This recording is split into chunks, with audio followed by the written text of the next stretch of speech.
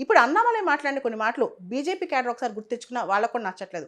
ఒక స్టేట్మెంట్ ఆయన చెప్పింది, తమిళనాడులో బ్రాహ్మిన్స్ ద్రవిడుల పరిపాలనలో జ్యూస్ కన్నా ఎక్కువగా హరాస్ చేయబడ్డారని ఒక స్టేట్మెంట్ ఇచ్చారనమాట. దాని మీద చాలామంది అప్పట్లో విమర్శించారు ఆయన్ని.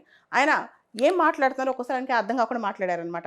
ఇవన్నీ చివరికి అంటే ఏఐడిఎంకే బీజేపీ అలయన్స్ కావాలంటే అన్నామలై ఉండకూడదు. ఎందుకంటే ఏఐడిఎంకేని పొద్దున్న లేస్తే తిట్టిన వ్యక్తి. రెండోది, అన్నామలై అధ్యక్షతన బీజేపీ తమిళనాడులో ఏం పర్ఫామ్ చేయలేకపోయింది.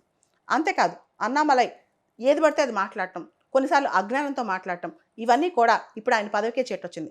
కానీ ఒక మాటలో చెప్పొచ్చు, ఒక ఐపీఎస్ ఆఫీసర్ అయ్యుండి బీజేపీ స్టేట్ ప్రెసిడెంట్గా తమిళనాడులో ఎదిగి, అంతేకాదు మోడీ గారి పక్కన కూర్చుని ఆయనతో చాలా క్లోజ్గా ఉంటూ ఆ స్థాయికి వచ్చి అతి చిన్న వయసులోనే రాజకీయాల్లో ఎదిగారనమాట. కానీ అందరూ పొలిటికల్ డిసిప్లిన్కి సూట్ అవ్వరు. కొన్నిసార్లు ఒకటేసారి పెద్ద కెరటంలా పైకి ఎగురుతారు, అదే టైంలో డౌన్ఫాల్ అవుతారనమాట. సోషల్ మీడియాలో వచ్చిన హైప్ చూసి మనం నిజంగా అంత క్రేజ్ ఉందా అనుకోవడం పొరపాటే అవుతుంది. అన్నామలై కథలో కూడా ఆ నీతే ఉంది. చాలా సందర్భాల్లో సివిల్ సర్వెంట్స్ రాజకీయాల్లోకి వచ్చి సక్సెస్ అయిన ఉదాహరణలు తెలుగు రాష్ట్రాల్లో లేవు, అలానే ఇతర రాష్ట్రాల్లో కూడా లేవు. ఒకే ఒక ఎగ్జాంపుల్ అరవింద్ కేజ్రీవాల్. కానీ ఆయన ఎరా కూడా ఒక దశాబ్దం మాత్రమే ప్రాపర్గా జరిగింది.